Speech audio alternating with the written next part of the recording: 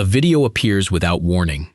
No announcement, no press release, no official statement from investigators or attorneys, or anyone connected to the case.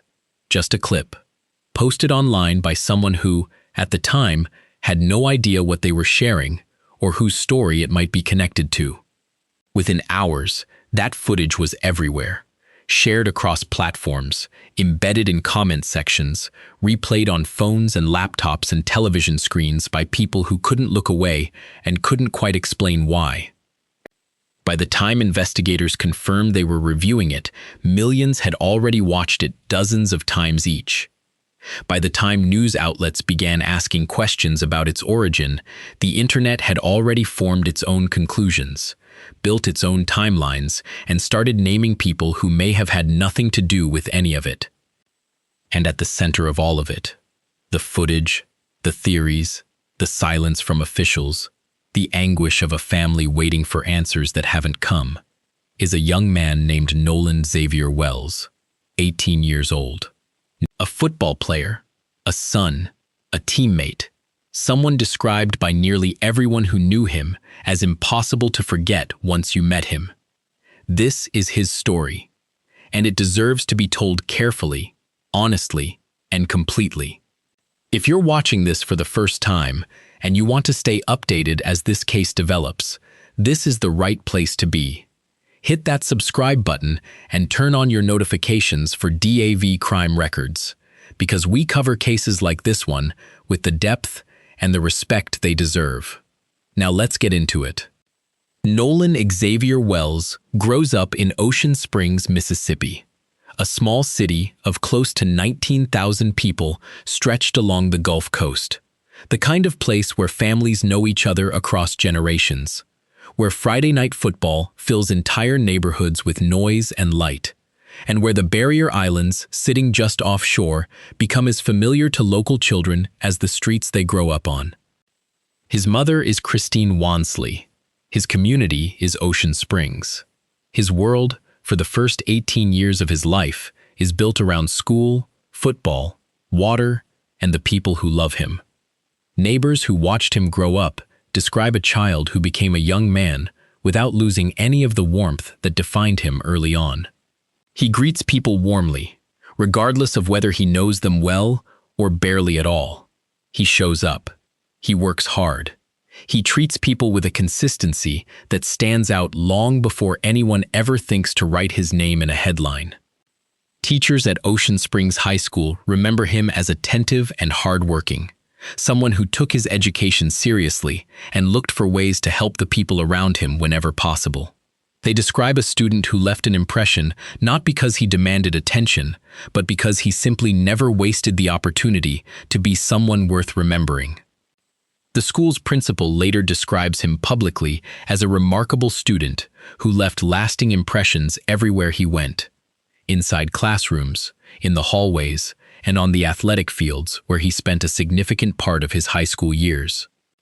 On the football field, Nolan earns recognition that speaks for itself. He is a wide receiver for the Ocean Springs Greyhounds, and over his junior and senior seasons combined, he records 63 receptions for 724 yards and 10 touchdowns. He earns all-region recognition twice, once as a junior, once as a senior, and helps his team through region title runs in both the 2024 and 2025 seasons. But the statistics, significant as they are, never fully capture what people closest to him actually remember. His head coach, Jake Bramlett, later says publicly that what separated Nolan wasn't just talent, it was the way he approached everything else around the talent. Bramlett describes him as exactly the type of son, teammate, friend, and student every coach dreams of guiding. He points specifically to Nolan's humility and his work ethic, calling them louder than any accomplishment achieved on the field. Coaches remember him just as readily for blocking downfield as for catching passes. He never complains about doing the quiet, unglamorous work that benefits teammates, rather than adding to his own statistics. That kind of selflessness in competitive football programs is rarer than talent. Bramlett clearly understood that. His entire coaching staff understood it.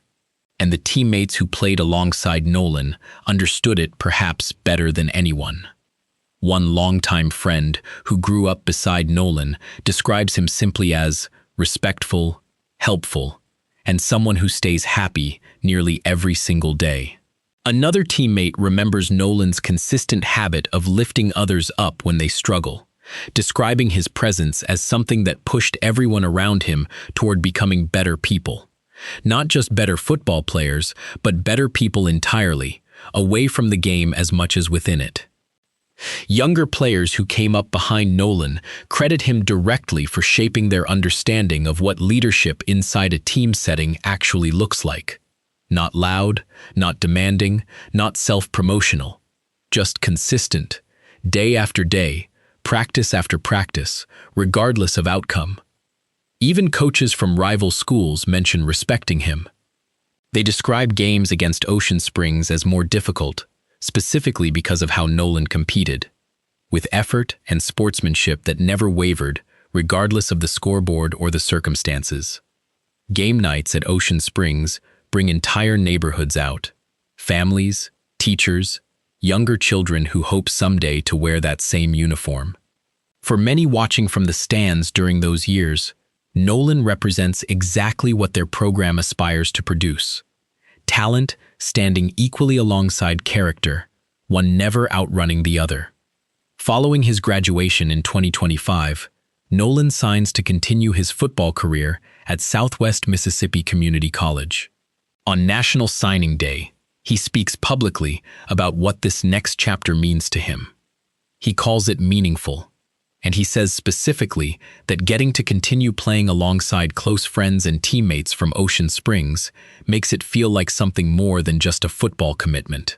It feels like continuity, like the relationships that shaped his high school years would carry forward into whatever came next. At Southwest Mississippi Community College, he settles in quickly. College leadership later describes him as well-respected, genuinely popular among classmates and faculty members. Roommates and dorm mates describe him welcoming newer teammates from different towns into their growing circle without hesitation, carrying the same warmth that everyone back home already knew into an entirely new environment without missing a step. Professors, coaches, and fellow students there echo what Ocean Springs already understood.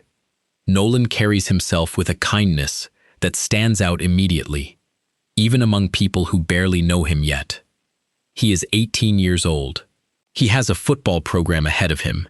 He has friendships built across years, and new ones forming around him. He has a mother who loves him, and a community that is proud of him, and a future that, by every account available, holds real promise. That is who Nolan Wells is before any of this begins. That is the person behind every headline, every press conference, every frame of footage that millions of strangers would later study in search of answers his own family is still waiting to receive. Horn Island sits roughly 12 miles offshore from Ocean Springs, part of the Gulf Islands National Seashore administered by the National Park Service. It is a barrier island, no permanent residents, no roads, no infrastructure, dense maritime forest, long stretches of isolated beach, and the kind of quiet that disappears entirely when holiday weekends bring boats from the mainland carrying families, friends, and groups of young people looking for a day away from everything ordinary. For communities along the Mississippi Gulf Coast, trips to Horn Island are not unusual. They are a tradition, something woven into the fabric of growing up near the water. Locals make the crossing regularly. Families do it in summer. Groups of friends do it on holiday weekends. Nolan Wells had experienced this kind of trip repeatedly throughout his childhood, which means Horn Island is not an unfamiliar place when he arrives there during a holiday weekend in 2025. He goes with a group. He arrives on the island. And then, at some point during that afternoon, those around him leave, and Nolan remains behind. The specific circumstances surrounding that separation, and everything that follows from it, are precisely what investigators are still working to determine. What is known is that Nolan does not come back from Horn Island. When his disappearance becomes clear, the response is significant. Local sheriff's deputies, Marine resource officers, National Park Service rangers, Coast Guard crews, and volunteers from organizations including the United Cajun Navy all mobilize to search for him. Command posts are established near Ocean Springs. The island is searched. The surrounding water is searched. Days pass. His mother, Christine Wansley, pleads publicly for anyone who visited Horn Island over that holiday weekend to share photographs and videos with investigators. She asks for anything that might help piece together where Nolan went, who he spoke to, and what his final movements looked like across those missing hours. She describes the waiting as unbearable, sitting through every hour without knowing her son's fate, watching time move forward while answers refuse to come.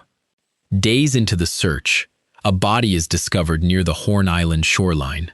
Coroner Bruce Lind confirms the identification through dental records, following a period of uncertainty that stretched out the family's anguish even further. That confirmation closes one chapter of the story. It also opens several more that remain unresolved. Autopsy procedures take place. Sheriff John Ledbetter, leading the investigation, states publicly that there is currently no indication drugs or alcohol played any role in Nolan's death. He acknowledges, however, that toxicology testing remains pending, and that those results, once completed, could confirm or alter that early assessment. Full autopsy results have not been released publicly. Toxicology findings remain outstanding. Investigators continue reviewing everything connected to Nolan's final hours: phone records, boat schedules, photographs taken that day, and witness statements from people who were on or near the island during the relevant time frame. The investigation is active.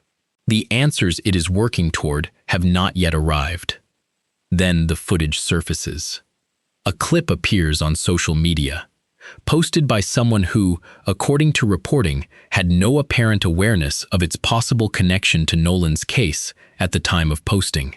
It circulates for a period before anyone begins connecting it to him.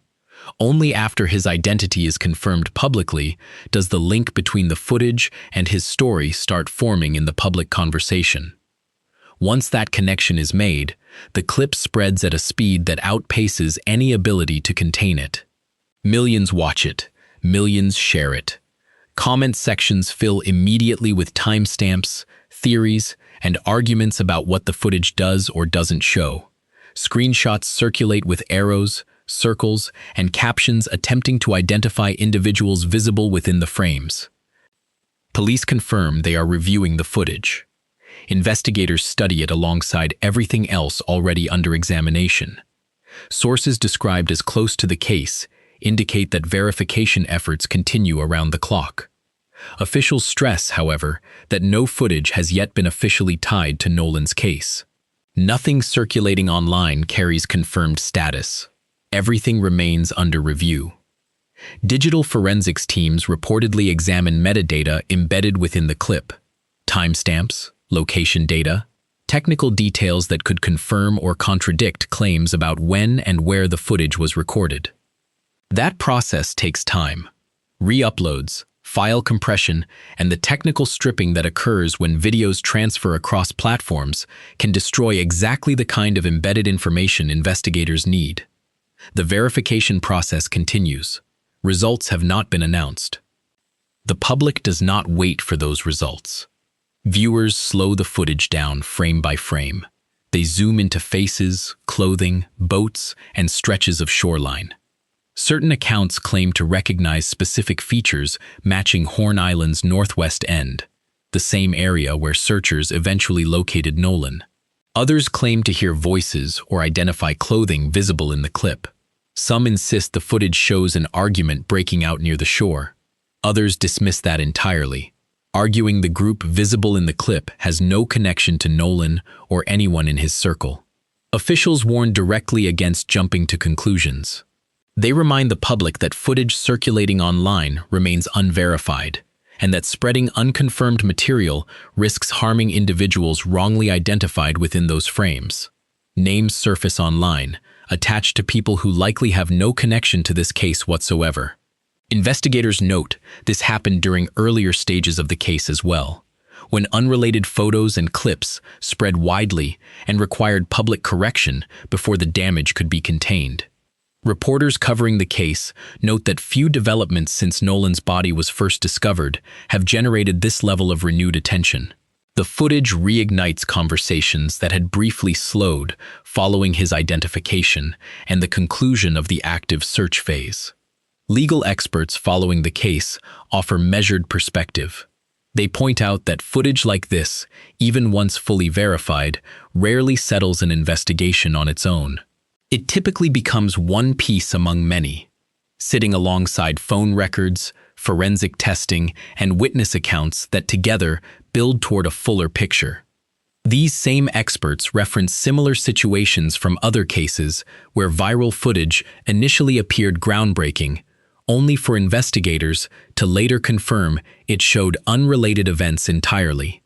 They caution against placing too much weight on a single clip, however compelling it appears on screen. For the family, none of this provides comfort. Every new clip, every online theory, every unanswered question extends their grief rather than easing it. Some close to Nolan say they refuse to watch the footage at all, finding it too painful regardless of what it might eventually show. Others describe watching it repeatedly, searching every frame for something recognizable, something familiar, something that belongs unmistakably to the person they love. So far, no one among them claims certainty about what the footage shows. Christine Wansley keeps pushing for clarity even after her son's burial, insisting that her family deserves full answers about what happened during those final hours on the island. Friends, teammates, and coaches echo similar frustration, describing their shock as something that has not faded, their need for understanding as something that grows rather than diminishes with time. Attorney Ben Crump, retained by Nolan's family, calls publicly for full transparency from investigators. He insists the family deserves every fact, not partial updates, not silence, not carefully managed statements that answer nothing while appearing to address everything. His involvement signals that this case has moved beyond local headlines. It now carries national weight and national scrutiny. Civil rights leader Al Sharpton stands publicly alongside the family, joining press conferences and adding his voice to the demand for answers. Together, both men help draw national reporters toward Ocean Springs, transforming what began as a local story about a missing young man into something millions across the country are now following closely.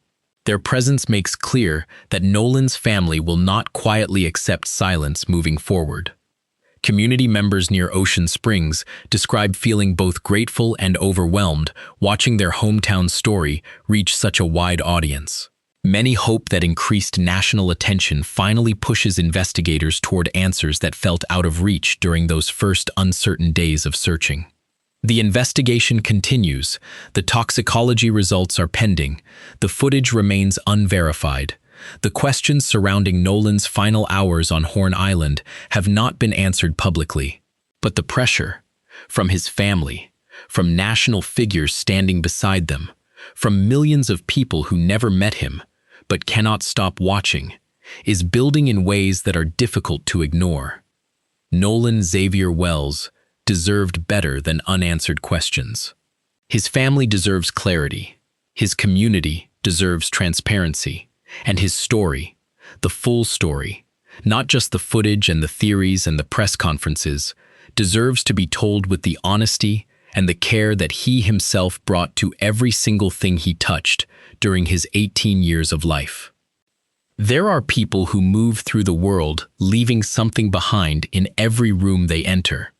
Not because they demand it, not because they work toward it deliberately, but because the way they treat people, consistently, genuinely, without condition, creates an impression that doesn't fade when they leave. Nolan Xavier Wells was that kind of person. Everyone who knew him says so. And the remarkable thing is that they all say it the same way, using the same words, pointing toward the same qualities, as though they are all describing someone they encountered in a dream they cannot quite shake. His mother, Christine Wansley, describes her son using language that reaches beyond athletic accomplishments or academic records. She says Nolan never meets strangers. She says he loves everybody completely, wanting nothing more than peace between the people around him. Those words, never meets strangers, loves everybody, carry a specific weight when you understand the community he came from and the household that shaped him. His stepfather, Elmore, shares memories built around laughter, closeness, and a family life defined by genuine warmth long before any headline ever touched their name. Together, his parents raise him inside a community deeply connected through football, faith, and the kind of neighborly closeness that defines life along Mississippi's Gulf Coast, where boating, fishing, and weekend trips toward nearby barrier islands are not vacation experiences, but simply the texture of ordinary life for families rooted in this region. Family friends describe holidays spent together as central to growing up within that household. Cookouts and boat trips and summer gatherings filled with laughter that stretched across years and involved relatives and neighbors alike. These are not extraordinary memories. They are exactly the kind of ordinary, accumulating moments that build a life. And the life they built around Nolan is one that everyone who experienced it describes with the same quiet gratitude. Ocean Springs itself carries a reputation as a tight-knit community, where football games draw crowds composed of neighbors, teachers, coaches, and extended family, filling the stands together every Friday night. Local businesses along its main streets display banners honoring student athletes. Churches nearby reinforce the faith and community bonds that many residents describe as the foundation everything else rests upon. Longtime residents describe Ocean Springs as a place where everybody eventually knows everybody, where student athletes become community fixtures long before graduation, and where losing someone like Nolan reaches far beyond any single family. Within that environment, Nolan builds friendships spanning years. Some formed in childhood, others through shared practices, locker rooms, and the countless hours spent training alongside teammates working toward common goals. Several of those teammates eventually follow him to Southwest Mississippi Community College, continuing bonds formed years earlier back home. For many within that circle, football becomes less about competition and more about brotherhood carried forward into adulthood, a shared language spoken between people who have been through enough together to trust one another without explanation. His dreams extend beyond football. Those close to him describe someone eager to build a meaningful future, grounded in family, community, and genuine service toward the people around him. Some mention conversations where Nolan spoke about eventually giving back to younger athletes coming up behind him, hoping someday to coach kids himself, passing forward everything his own coaches taught him throughout his years in Ocean Springs. That ambition, quiet and unhurried, says something important about who he is beneath the statistics and the highlight moments. He is thinking about continuity, about what gets passed down, about how the care shown to him might someday reach someone else who needs it. Friends recall countless smaller moments entirely removed from football. Quiet conversations, inside jokes that belong only to the people who shared them. Everyday support offered to friends struggling emotionally. Simple messages, sent with no expectation of anything in return, nothing beyond the hope that the person receiving them might feel slightly less alone. Several friends mention Nolan checking in regularly during difficult periods, reaching out consistently, making his presence felt in ways that required nothing from him except the decision to care. Nobody within his circle ever describes him in any other terms. Every remembrance shared publicly returns to the same qualities: kindness, humility, warmth, and a genuine love toward everyone fortunate enough to know him personally. By the summer of 2025, Nolan has completed his transition into college life at Southwest Mississippi Community College, balancing football commitments alongside coursework and the expanding social world that college brings. Coaching staff there already envision his role growing within their program heading into the upcoming season, viewing him as a promising presence in their future both on and off the field. He returns home briefly that summer, reconnecting with high school friends still living nearby, spending time together in the way that young people do when they know the fall will pull everyone back into separate routines involving classes and practices and the demands of competitive football. He makes plans, as countless college students across the country do every year, to spend the 4th of July weekend celebrating alongside close friends, enjoying sunshine, water, and holiday festivities along Mississippi's Gulf Coast. For Nolan and his circle, heading toward Horn Island for Independence Day feels completely ordinary. Nothing more than another shared memory among people who already share so many. Friends later describe the excitement building into that particular trip as normal and uncomplicated. Nothing unusual surfaces beforehand. Nothing suggests anyone should worry about safety or weather or anything beyond the typical holiday fun expected during a summer weekend along their coastline. Nobody within that group imagines July 4th becoming anything beyond another joyful day spent together. Nobody imagines this particular boat trip becoming his final journey alongside the friends who love him. Yet somewhere between the laughter and the sunshine and the holiday celebration, everything changes, transforming an ordinary summer memory into a tragedy that reshapes an entire community and draws the attention of an entire nation. To understand what happens on Horn Island, it is necessary to understand the island itself, not as a backdrop, but as a place with its own character, its own demands, and its own indifference toward the people who visit it. Horn Island sits off the Mississippi mainland coastline, stretching between Ocean Springs, Gautier, and Pascagoula across open Gulf waters. The island runs close to 14 miles in length, while measuring less than 1 mile wide, even at its broadest point. That long, narrow shape leaves miles upon miles of shoreline exposed directly toward open Gulf waters on its southern side, while the northern edge shelters calmer Mississippi Sound waters that draw boats and swimmers during holiday weekends. Geologists studying this stretch of coastline describe Horn Island as a constantly shifting landform, reshaped continuously by storms, tides, and currents moving sand across its dunes and beaches over centuries. Nothing about this island stays fixed permanently. Even its shoreline gradually relocates year after year, making it a place defined by impermanence in ways that most visitors never consider while enjoying a summer afternoon along its beaches. No roads or bridges connect Horn Island to mainland Mississippi. Visitors reach it exclusively by boat, personal vessels, chartered tours, or occasionally kayaks during calm weather conditions. Congress designated most of Horn Island as protected wilderness in 1978, preserving its untouched dunes, forests, marshes, and beaches from development entirely.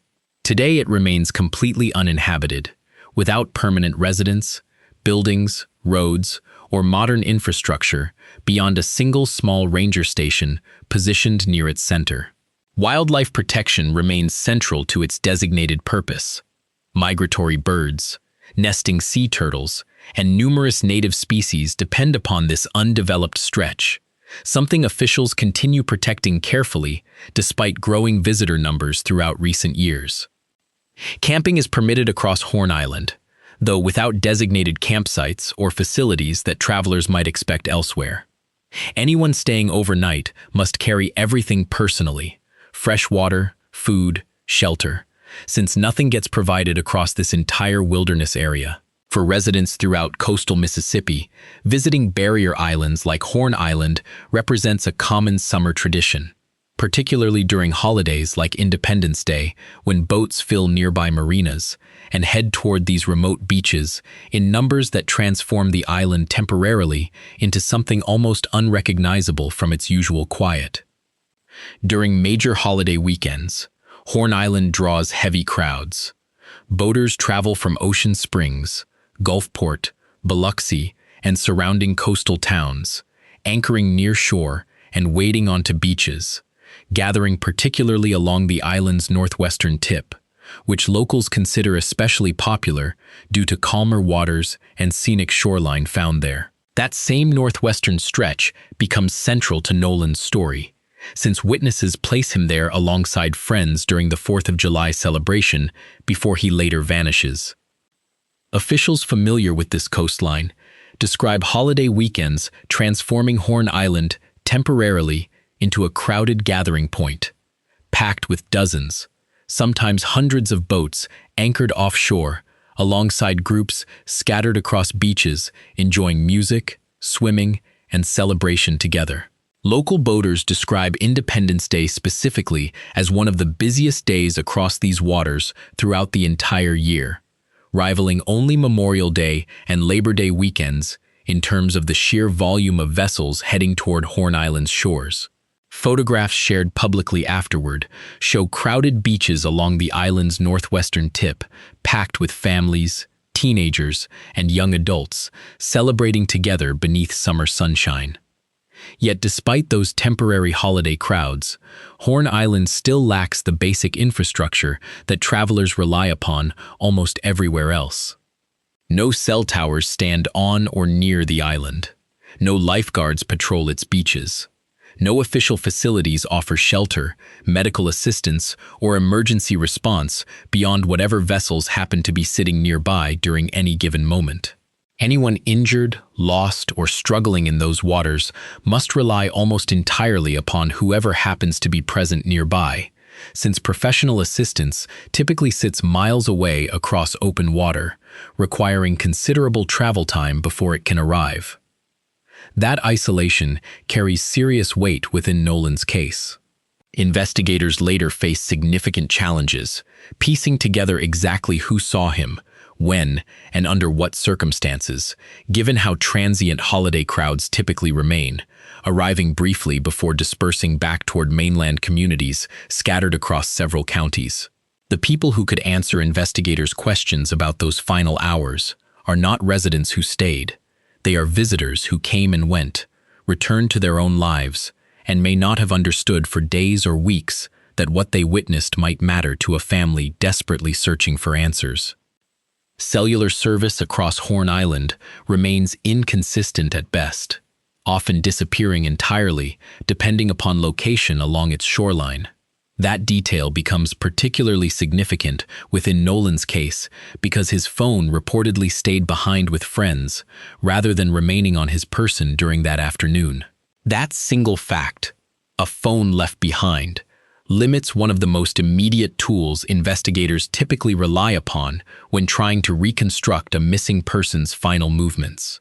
Without active location data or communications records tied to the device during those specific hours, investigators must work from other sources entirely. Beyond crowds and isolation, Horn Island's natural environment introduces additional layers of risk that visitors enjoying a holiday afternoon may not fully appreciate until conditions change. Currents surrounding this barrier island can shift unpredictably, sometimes growing strong enough to catch even experienced swimmers familiar with local waters entirely off guard. Marine safety experts familiar with Mississippi's barrier islands describe conditions near Horn Island as generally manageable during calm weather, yet capable of becoming genuinely dangerous whenever tides, wind patterns, or broader weather systems shift unexpectedly. Longtime boaters navigating these waters speak specifically about respecting Horn Island's currents, noting how quickly calm afternoon swimming conditions can transform once tides begin shifting later into evening hours. Shallow sandbars extend outward from the island's beaches, creating an illusion of safety close to shore, while deeper channels and stronger currents often sit just beyond, capable of catching swimmers without warning. Search personnel involved in recovery efforts near Horn Island describe these waters as particularly challenging environments for locating anyone missing, given currents capable of moving objects and people, considerable distances within hours. Weather adds further complexity. Summer heat across Mississippi's Gulf Coast regularly reaches extreme levels during July, particularly when combined with the high humidity that defines this region throughout the warmest months. Investigators later consider heat exposure among several factors potentially relevant to understanding what happened during the hours Nolan remains unaccounted for on the island. Search and rescue operations across Horn Island require substantial coordination given its remote positioning. Multiple agencies must launch vessels from mainland marinas, travel considerable distance across open water, and then systematically cover miles of shoreline alongside surrounding waters. Command posts established during searches typically sit onshore near boat launches, like Lake Mars, within Ocean Springs itself, from which coordinators direct vessels, aircraft, and personnel outward toward the island, managing logistics across the considerable distance separating mainland resources from actual search areas. Aircraft, including helicopters and drones, sometimes supplement water-based searches, providing aerial perspective across shoreline and shallow waters difficult to cover entirely by boat alone. Even then, weather, glare, and the dense vegetation across Horn Island's interior complicate visibility in ways that ground searches cannot fully compensate for. This geographic reality significantly shapes how quickly authorities can respond whenever emergencies arise near Horn Island. Unlike incidents occurring directly onshore within reach of roads and emergency services, reaching someone missing near this barrier island requires boats, fuel, favorable weather conditions, and considerable travel time before search efforts can even properly begin. For families like Nolan's, that distance introduces an additional dimension of anguish during the uncertain hours following a disappearance. Knowing that a loved one sits somewhere across water inaccessible by car or ambulance, somewhere that help cannot reach quickly, regardless of how urgently it is needed. Evidence collection near Horn Island presents unique challenges as well. Unlike typical scenes on dry land where conditions remain relatively stable, evidence potentially scattered across beaches, shallow waters, or deeper channels risks disappearing quickly, carried away by tides, currents, wildlife, or simply the passage of time before investigators arrive properly equipped. Divers sometimes assist searches in the waters surrounding Horn Island, though visibility often remains poor depending on sediment, weather, and depth. Recovering items from these waters becomes considerably more difficult compared to searching on land, and the window during which evidence remains recoverable can close faster than investigators can organize and deploy the resources needed to reach it. Witnesses present near Horn Island during any given holiday moment remain temporary visitors themselves, arriving briefly before returning to mainland communities scattered across considerable distance. Locating those witnesses afterward requires extensive outreach, since no one maintains any permanent presence on the island capable of providing continuous observation across this remote environment. Investigators reportedly reached out publicly, requesting that anyone present near Horn Island during that particular weekend share photographs, videos, or recollections that might help reconstruct what occurred during those crucial hours surrounding Nolan's disappearance. That public appeal reflects just how dependent the investigation becomes on bystander documentation, on photos taken casually, videos recorded without awareness of their future significance, and memories held by people who may not realize what they witnessed until investigators connect the pieces weeks later. Every factor present on Horn Island that 4th of July weekend, its remoteness, the holiday crowds that filled it briefly and then scattered, its unpredictable currents, extreme summer heat, inconsistent cellular coverage, and the fundamental difficulty of conducting thorough searches across an uninhabited barrier island miles offshore, combines into a set of circumstances that shapes both what happens during Nolan's disappearance and how difficult investigators find the task of piecing together a complete and accurate account of those missing hours. Horn Island itself causes nothing directly. It carries no malice. It exercises no intention toward the people who visit it, but its isolation, its unpredictability, and the specific conditions present during that Independence Day weekend shape everything. From the moments before Nolan vanishes, through the desperate search that follows, to the ongoing effort to understand fully what his final hours contained. That is the setting. Remote, beautiful, and utterly indifferent.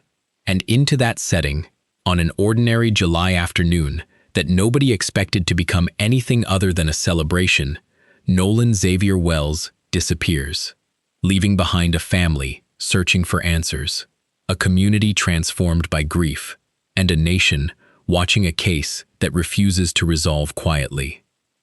The investigation continues, the questions remain, and the people who loved him most are still waiting. If you've stayed with this story from the beginning, then you already understand why this case matters and why it deserves the careful, thorough attention it has received here. Make sure you're subscribed to DAV Crime Records and leave a like on this video. It helps this channel continue bringing you coverage of cases like Nolan's, with the depth, the accuracy, and the respect that families like his deserve. Every update this investigation produces, we will bring it to you here. Stay with us.